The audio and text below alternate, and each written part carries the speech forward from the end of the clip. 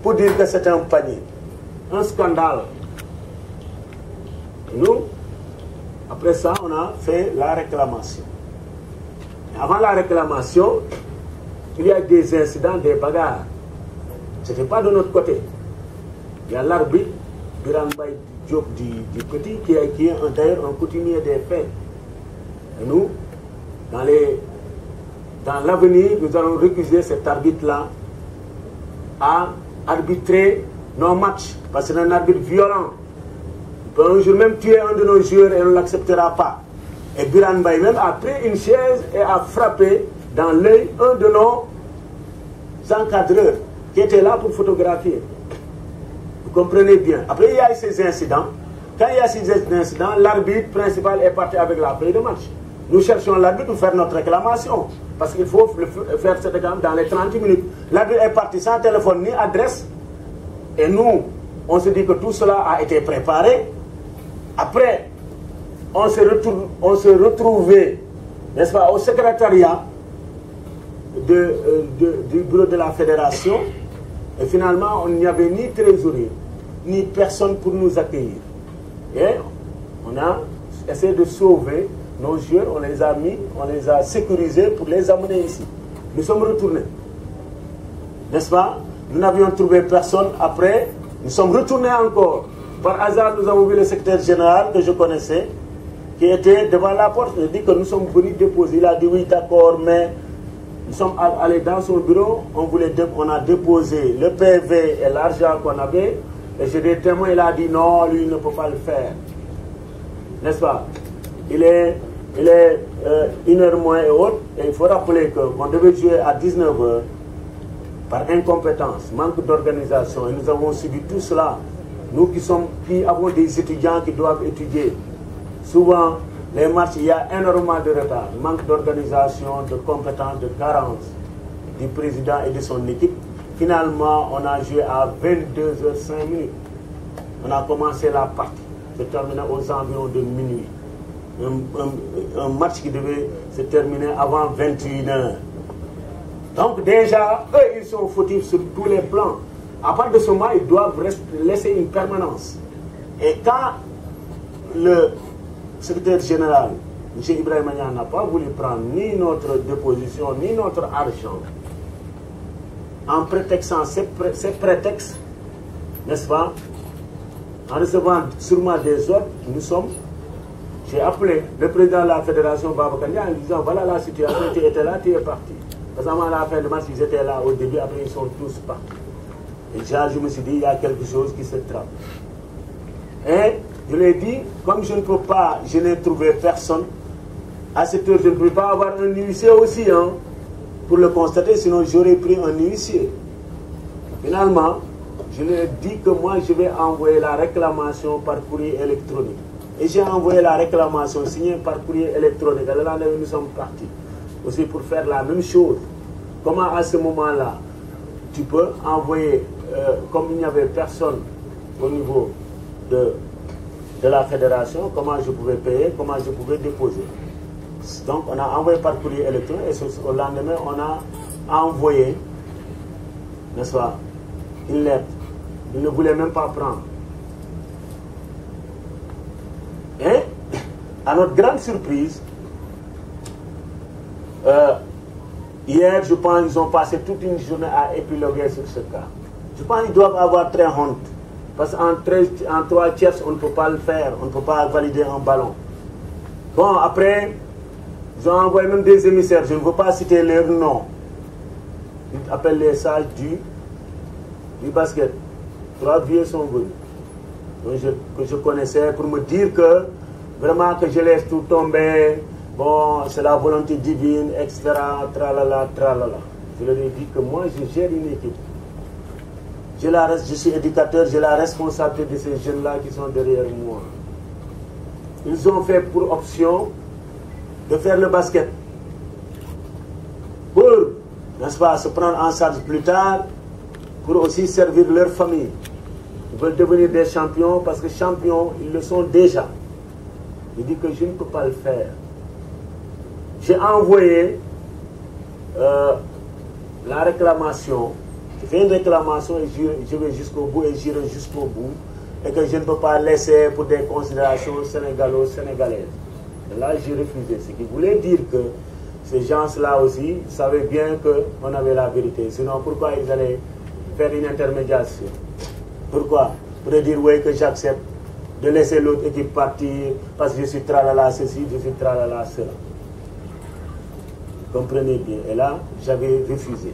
Et là, on a senti que, effectivement, on était dans notre vérité et que la victoire nous appartenait. Et que si la victoire nous échappe, c'est parce qu'on a confisqué notre victoire. Comprenez? Et parce que après, ce matin, on a reçu un email. L'email a été envoyé à 4h57 du matin. Normalement, on doit avoir parfois le recours, parfois vous avez 30 minutes, parfois un peu plus. 4h30 minutes, on l'a reçu. Mais, à 0h40 déjà, il y a des sites qui avaient commencé à publier, n'est-ce pas, le PV. Le procès verbal nous concernant, des sites, des gens neutres, plus ou moins, je ne sais pas, neutres, à qui ils avaient donné, pour saper un peu l'opinion, alors que nous sommes normalement les destinataires de cette lettre-là. Pour vous dire le caractère informel, le manque d'organisation de cette fédération dirigée par Babacar Ndiaye, n'est-ce pas, qui est pris en otage par certaines personnes, parce qu'il faut le dire, nous sommes dans le basket, on se dit la vérité au Sénégal. Au Sénégal, notre mal, c'est de ne pas dire la vérité quand il le faut. Aujourd'hui, j'ai l'occasion de dire cette vérité-là. Incapacité, incompétence. Il y a des choses qui ne se font pas. Donc, suite à la notification du comité d'organisation de monter en 2-2, nous voulons apporter quelques précisions par rapport à ce procès-verbal que vous pouvez avoir. Vous pouvez l'envoyer par courrier électronique et autres. Premièrement, dans ce procès-verbal, nous n'avons jamais reçu un PV de ce comité d'organisation, PV numéro 1. Deuxièmement, dans le règlement sportif du tournoi de D2, on nous a envoyé un règlement sportif. En aucun cas, on nous a fait part d'un quelconque comité devant statuer sur les cas de litige.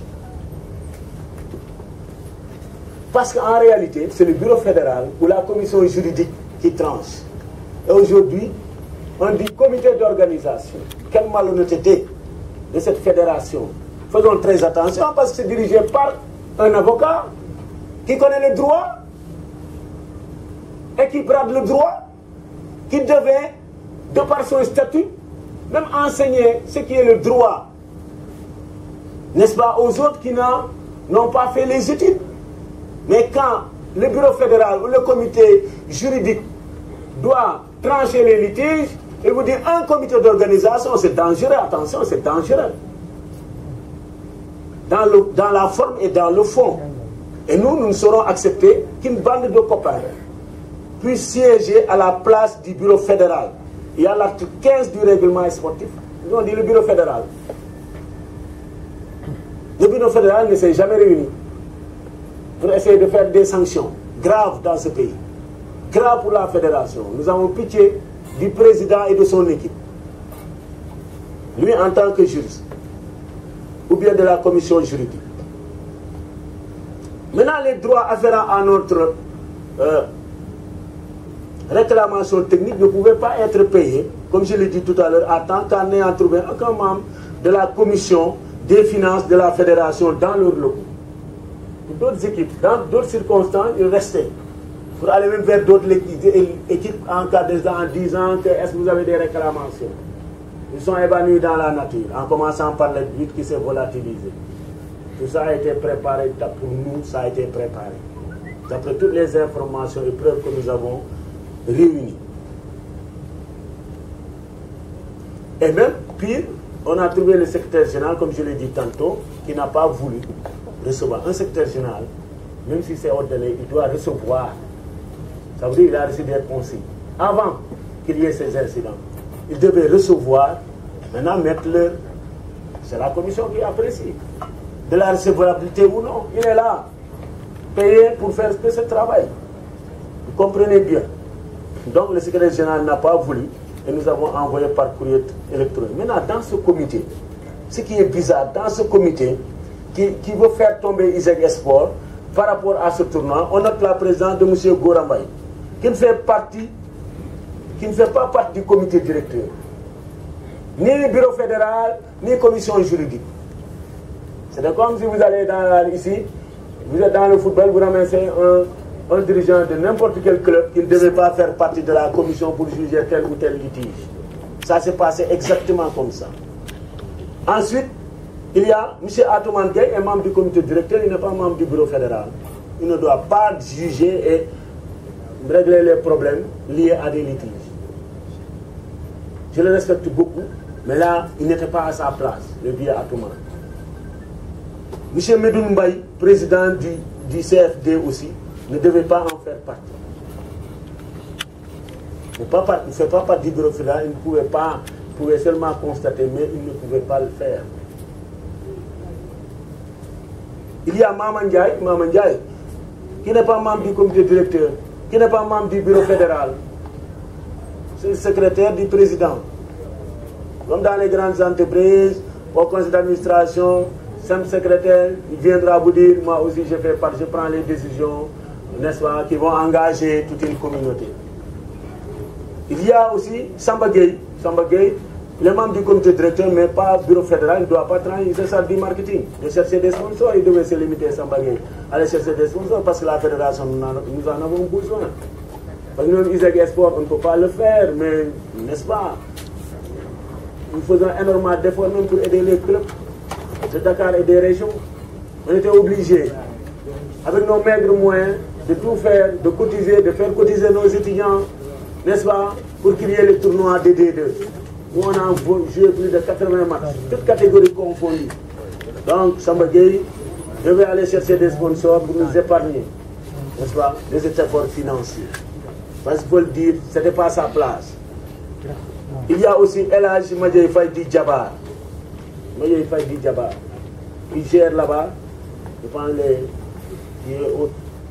qu'est-ce qu'il va faire Djabar aussi, pour dire je suis juriste, donc je suis dans le comité, je tranche. Il y a Ousseynou Demdi Baba Dem aussi, qui ne devait pas être là. Compte tenu de ce fait, nous disons que c'est un comité illégal. Le comité, c'est le bureau fédéral qui n'était pas là-bas. Il y avait seulement, je pense, 2 membres qui étaient Mamoudou Ndiaye de Djurbel et Ibrahim Nia, le secrétaire général, qui est souvent coopté. Le quorum n'est pas atteint. Si on devait faire juridiquement, et nous allons les poursuivre au niveau des tribunaux, jusqu'au tribunal arbitral international sur le fond.